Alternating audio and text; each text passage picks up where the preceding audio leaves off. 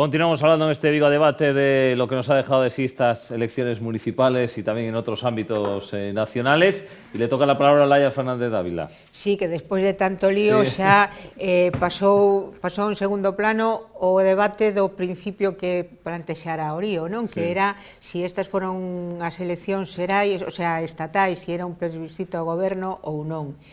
Eu quería empezar por aí. Eu creo que os medios de comunicación, os politólogos, certos partidos políticos como o Partido Popular, etc., quixeron poñer estas eleccións nese tránsito, non? É dicir, presentalas como tais. Pero o resultado das mesmas demostran que non foi así.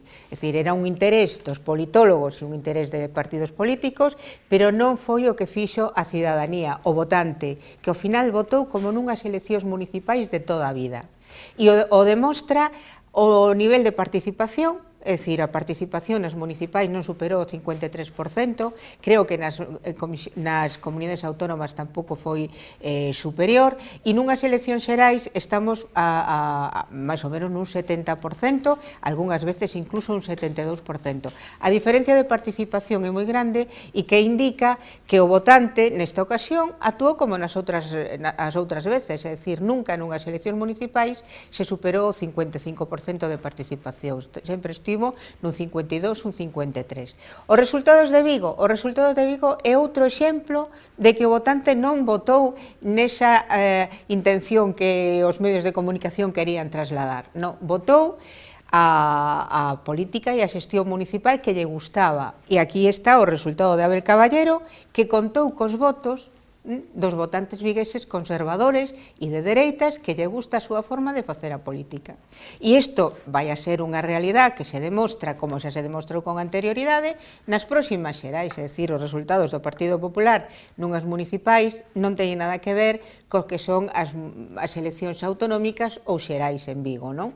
É dicir, eso demostra que efectivamente pois o Abel Caballero está a gobernar ao gusto, digamos, do votante de dereitas de Vigo. Porque Vigo, como todas as cidades, pois ten o seu electorado de esquerdas, o seu electorado de centro, de dereitas, etc. E eso pois se demostra moi ben pois noutros comicios electorais distintos municipais.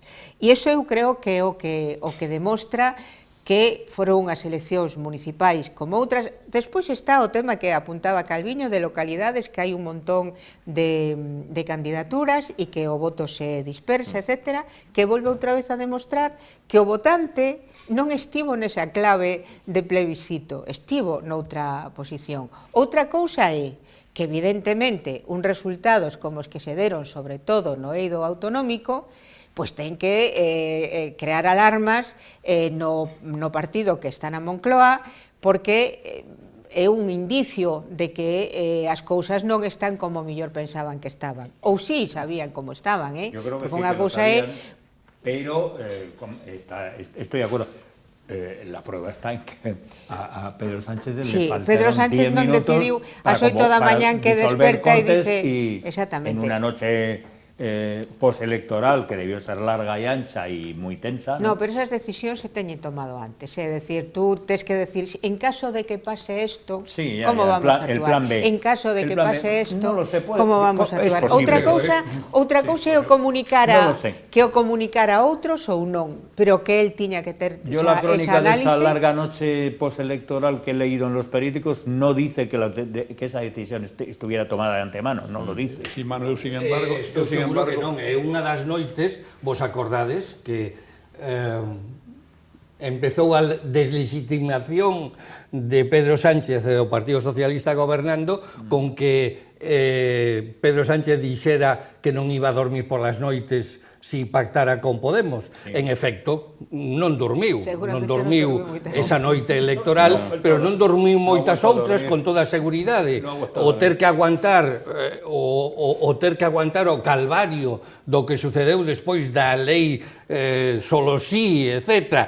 Despois de aguantar ese calvario, despois de todo eso, que esas cousas que permitiran que Podemos falara dun Partido Socialista, de un goberno cobarde, e de tolos escoitar eso, pero despois de aguantar eso, cando era unha realidade, o falamos aquí en algunha ocasión, non tiña máis remedio, e que a solución de pactar con Podemos era a única alternativa que tiña o país. Era as segundas eleccións xerais en 6 meses. Como non iba a pactar con Podemos? Se facían unhas terceiras eleccións, é de tolos pensar esa barbaridade. Na miña opinión, vamos. Pero sí que se sufriron determinadas cuestións como esas que estivemos a ver. Pero que resultados. É que, se falamos dos resultados, que non boten as campanas ao vuelo os do Partido Popular e moitos outros que desechan de desaloxar a Pedro Sánchez da Moncloa. Mira, os resultados en Galicia das municipais, que, por certo, Galicia non é o mesmo, entre outras cousas, é unha nacionalidade e ten uns sentimentos moi diferentes do que é Extremadura ou Castilla-La Mancha, donde o tema da Moncloa e o tema de resucitar a ETA, etc. no País Vasco e Cataluña.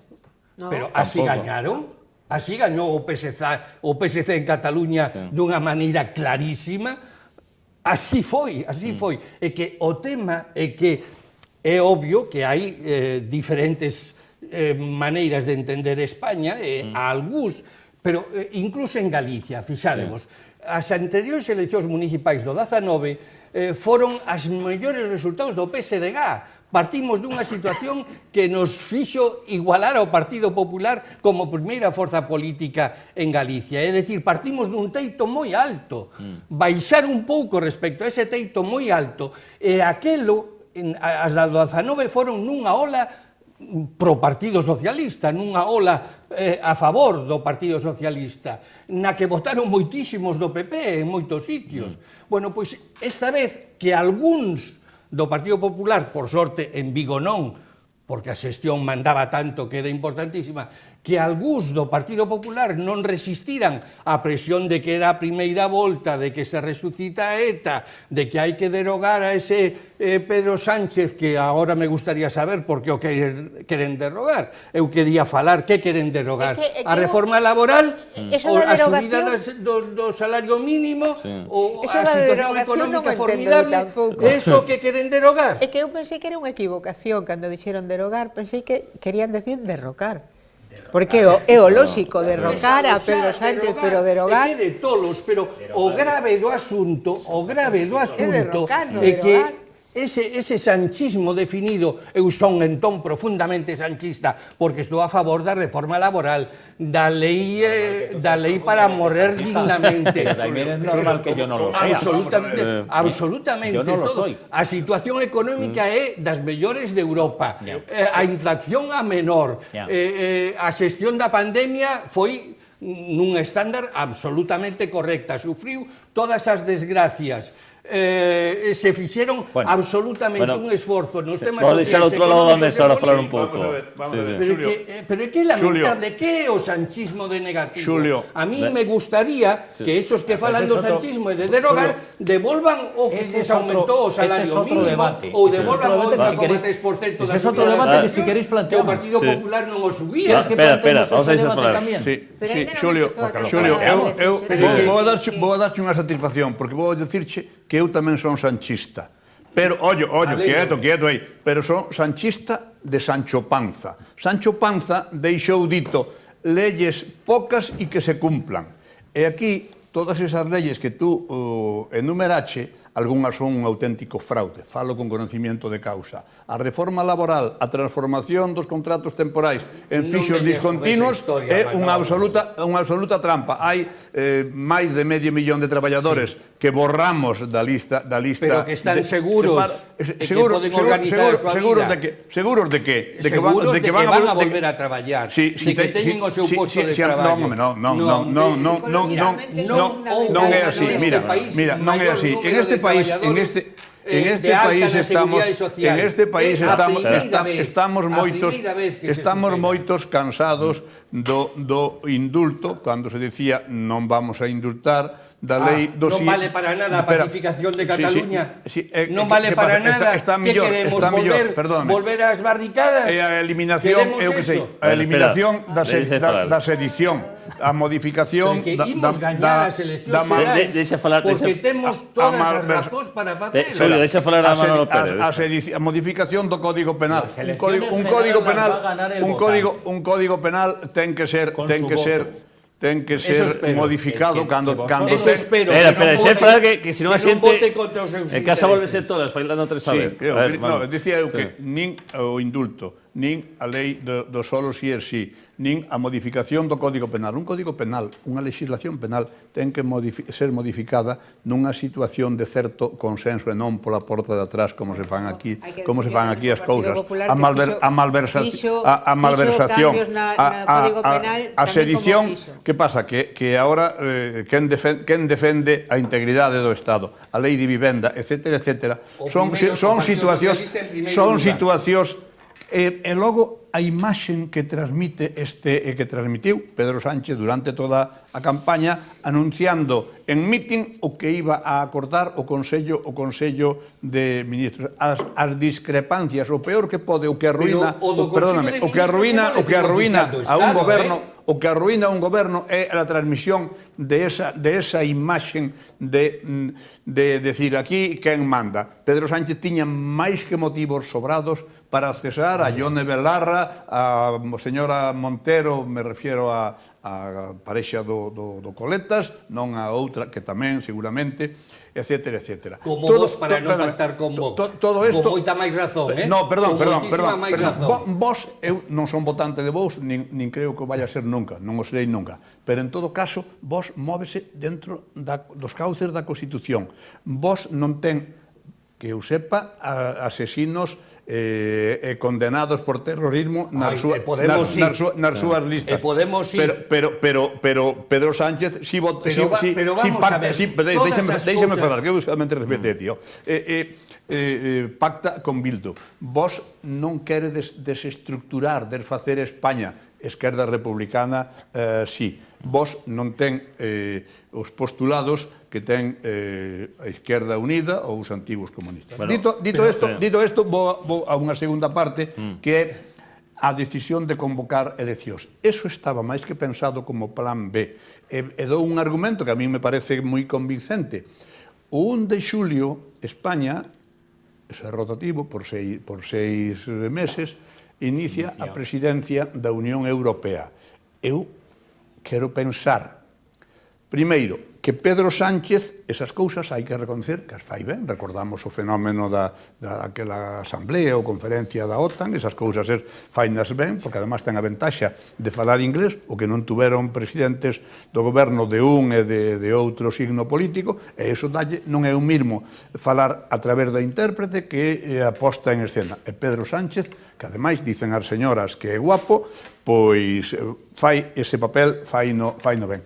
Pero eu supoño que teria que ter comentado, como pouco, por un deber de lealdade institucional que a Unión Europea, pois supoño que coa presidente, con doña Úrsula, teria que terlle comentado, oye, que podo facer isto. E el, cando renuncia a ese papel, que seguramente lle podría traer algúns votos por esa posta en escena, cando chega a esa conclusión é que antes o ten feito. Que despois ali reuniu o seu jefe de gabinete, o Antonio Hernando, que me parece que é adjunto, e que logo chamaron o señor Cerdán, o señor Bolaños, e máis a señora ilustre ministra de Facenda, que non fala senón que cantinflea, pois sei que son persoas do seu entorno.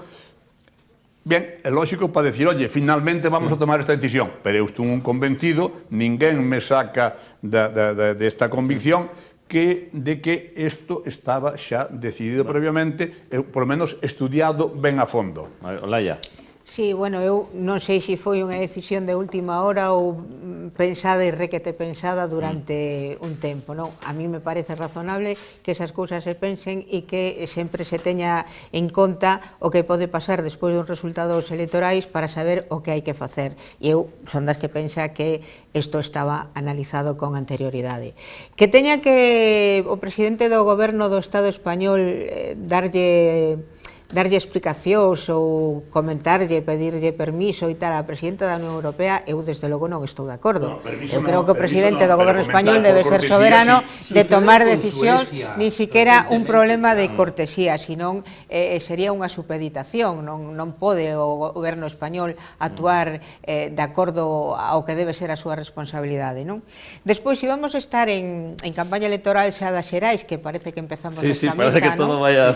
Bueno, pois evidentemente eu teño que falar da miña parcela, e a miña parcela é a do BNG e de un apoio ao incremento da presencia do nacionalismo a través do BNG nas Cortes Xerais do Estado e que, ademais, teño que facelo partindo da base de que o que temos neste momento, como fixemos xa con anterioridade noutras ocasións, pois con o noso voto fixemos posible que non gobernase o Partido Popular, porque entendemos que non é bo para Galiza que goberne no Estado español o Partido Popular. Neste caso, desde logo, o seguimos tendo claro, sobre todo cando as perspectivas que hai no futuro é que de gobernar ou de conseguir a maioría o Partido Popular para ter a presidencia do Goberno do Estado ten que contar co apoio de vos. E a min eso, e ao BNG eso, lle parece un auténtico drama para a democracia. Por moito que diga Manolo que están a xogar dentro o canle da Constitución, solo faltaría que fosen legales e que tuvesen todos os privilexios do que ten un grupo político que está dentro da legalidade do Estado e que estuveran actuando contra a legalidade do Estado. O que sí é certo é que cando fan alternativas do que eles farían de estar no goberno, xa non están tanto dentro da legalidade porque a queren cambiar. E queren cambiar o modelo do Estado, por exemplo. Queren cambiar o modelo do Estado das autonomías. Queren acabar coas autonomías. É dicir, non estamos a falar dunha cousa baladí, estamos a falar de cousas moi importantes. Importantísimas. Polo tanto, eu entendo que se hai necesidade de facer encaixe de bolillos para facer un goberno alternativo, pois desde a esquerda progresista, etcétera, pero contrario ao que a dereita e sobre todo a dereita extrema, xa non vou utilizar frases, vou a deixalo aí, dereita extrema, eu creo que hai que facelo. E creo que estes 4 anos, con efectivamente toda a complicación que tivo que ter ese goberno porque eran dúas forzas políticas con moitísimas diferencias entre elas, pois foi positivo para os cidadáns do Estado no sentido de que eu, cando estábamos no confinamento e se tomaron todas aquelas medidas necesarias, incluso imprescindibles para subsistir a tanto drama que era aquela situación, me preguntaba sempre que pasaría se estuviera gobernando o Partido Popular. ¿Qué pasaría si estuviera gobernando o Partido Popular? E eso me afianzaba na posición que tomou o BNG de apoiar a ese goberno bipartito. Outra cousa é que se cometeran errores, que eu personalmente creo que se cometeron moitísimos errores por ambas as partes e moitos dos errores cometidos non é o contenido das leis, senón a mala transmisión pública do contenido desas leis. Un exemplo clarísimo é a lei do sí o sí. Si ti crees que non hai que incrementar as penas porque é a través da reinserción como hai que resolver os problemas da gravedade da violencia de xénero, pero en calquer delito que se cometa, en calquer persoa que delinca, non é a pena, senón a reinserción, facer medidas que poidan reinsertar socialmente as persoas, digo con franqueza. Digo con franqueza e deféndeo con franqueza, pero non se transmita o contrario do que se quere. Eu, por exemplo, estou de acordo con ese criterio, por eso me parecía ben a lei. Ahora, a lei non explicada e, polo tanto, creando o problema social que se creou tan grande, tiña que buscarse unha solución. E a solución hubiera sido mellor que se buscara con consenso de todos que estando nesa situación tan diametralmente oposta de uns e outros. De uns e outros que tendrían que ir nesa dirección.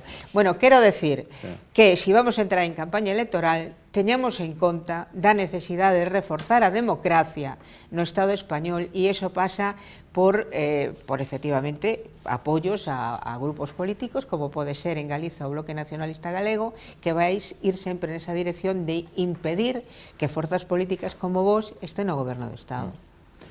A ver, estamos na recta final. Eu quería preguntaros, xa que entramos no espacio nacional, para vos foi acertada entón a decisión de Pedro Sánchez de adiantarse as eleccións a suyo? Me lo preguntas Sí, en primer lugar a ti, Deña. En vez de esperar a terminar la legislatura, hasta decembro. Yo personalmente creo que quizá Pedro Sánchez no tiene otro remedio o no tenía otro remedio que hacer algo así, ¿no?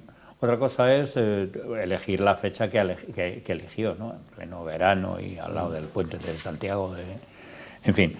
Pero creo que el adelanto de elecciones pues es algo que tenía que afrontar. Es verdad que vuelve a traicionar de nuevo y otra vez sus promesas de 4 semanas antes, ¿no? Vamos a continuar, vamos a la legislatura. Haciendo caso a la oposición que se lo viene pidiendo desde hace mucho tiempo, desde que se nombró presidente de gobierno. Bueno, vamos a ver. Yo es que aquí la visión que yo tengo es la de un periodista que analiza más o menos la actividad política. Sí. Yo entiendo que los 3 representantes en la mesa defiendan sus propios planteamientos, sus propios intereses, pero a mí pues me da igual.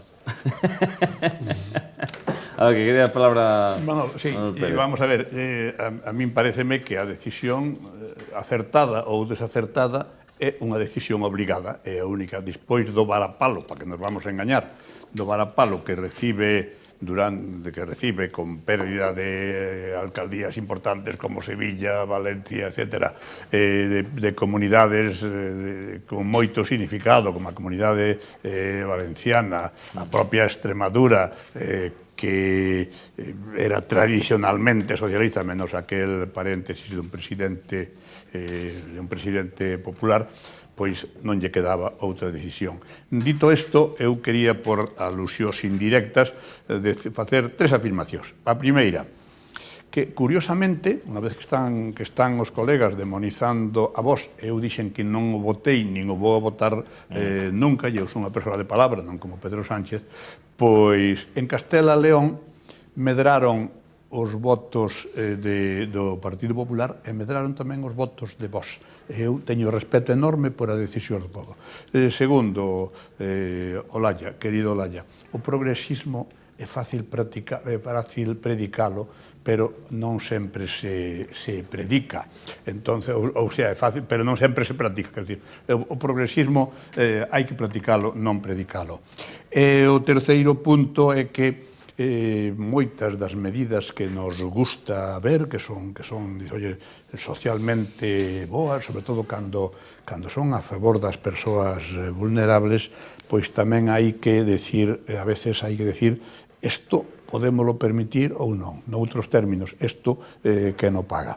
En relación con esta, a mí pareceme que un dos grandes erros desta administración é o chamado fenómeno do despilfarro. Pareceme que hai ministerios absolutamente inútiles e hai tamén bastantes inútiles nos ministerios. Todos esos asesores que non se sabe para que, nin sobre o que asesoran, pois ao millor sobran. E xa sei que todo iso é o chocolate do loro, pero pouquiño a pouquiño vaise incrementando o gasto. E hai que pensar, porque logo ao final, quen paga? Xan Pueblo.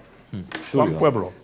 Eu estou de acordo que estas eleccións foron en xeral un varapalo. A miña función aquí era tamén tratar de poñer os seus límites a ese varapalo, porque o BNG subiu, pero que tiña un enorme marxen para crecer, porque o resultado en 19, no ano 19, foi o que foi, Olalla, foi moi baixo para o BNG. A realidade é que nestas municipais o Partido Socialista de Galicia ten prácticamente o 34% de votos, mentras que o BNG o 18 e algo. É dicir que hai unha diferencia moi importante e nós confiamos en poder ter ese goberno de progreso no futuro con un presidente estilo Emilio Pérez Touriño que nos permita traballar xuntos, pero liderado polo Partido Socialista, bueno, porque claro, entre outras cousas é o que faría posible que houbera ese goberno, porque vos sabedes, e tivestedes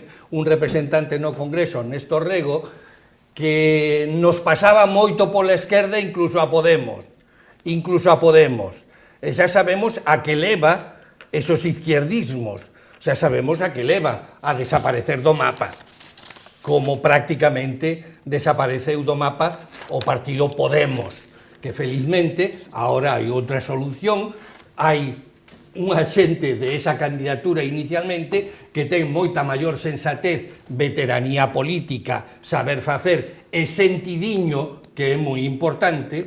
Que te refires a Yolanda Díaz e Sumar? Evidentemente que vai facer que esa posible alianza no futuro sexa non con uns membros do goberno que están chamando goberno cobardes a outra maioría do goberno precisamente por poñer seguridade xurídica nas leyes, por poner un pouco de sentidiño e facer que non podan decir aqueles señores do Partido Popular que representan o que representan, que non son precisamente os intereses dos máis desfavorecidos, pois podan decir determinadas barbaridades. Por iso eu confío en que teñamos un boísimo resultado neste adianto. Estou absolutamente seguro de que é a mellor decisión, porque aguantar, por que aguantar? Porque o que se fai no Congreso é absolutamente despreciable por parte dunha organización política, de vos xa non falo, porque xa está tirada ao monte dende fai moitísimos anos. Aguantar a Feijóo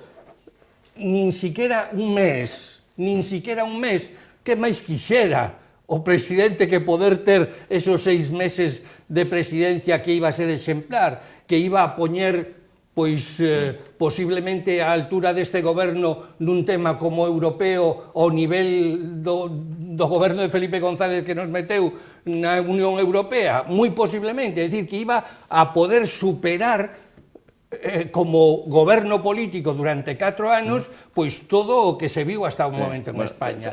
Estou realmente entusiasmado porque creo que hai que deixar de estar tristes, que hai que deixar de ter actitudes afectadas polo efecto Sánchez, que non se sabe o que é, porque todas as políticas de Sánchez foron en interés da maioría dos cidadáns, en interés de España, e subrayo España, unha España que debe cortarte. Podo ter un minuto? Non podo entender que como xa falaste, apoyaste un desde minuto, aquí por favor. a señora, como se chama, a Díaz, a que era a presidenta de Andalucía, a Susana Díaz, e non vistes desde un principio xa o grande favor que facía Pedro Sánchez. Estamos fora de tempo. Esperade. Pero o alcalde non. Pero eu sí, Xulio, estou orgulloso. Xulio, A ver, estamos fora de tempo, dolle 30 segundos Olaya porque esta ronda non mira, por 30 segundos. solamente para rematamos. falar da extrapolación de procesos electorais, non? É dicir, Evidentemente, no son municipais, no non ano autonómicos. 19 en Vigo BNG tuvo 5.000 e pico de votos, non chegaron aos 6.000. Despois tuvo máis de 32.000 nas eleccións autonómicas. Eu espero que despois de que nesta ocasión o BNG tuvera 15.000 votos nas municipais, teñamos os 45.000 que xa tuvemos noutro momento nas autonómicas. E iso pondría a nosa candidata Ana Pontón como presidenta da Xunta de Galiza. Vale, aquí o deixamos. Rematamos aquí, a verdade que foi moi interesante, tiñamos por outra hora por lo menos.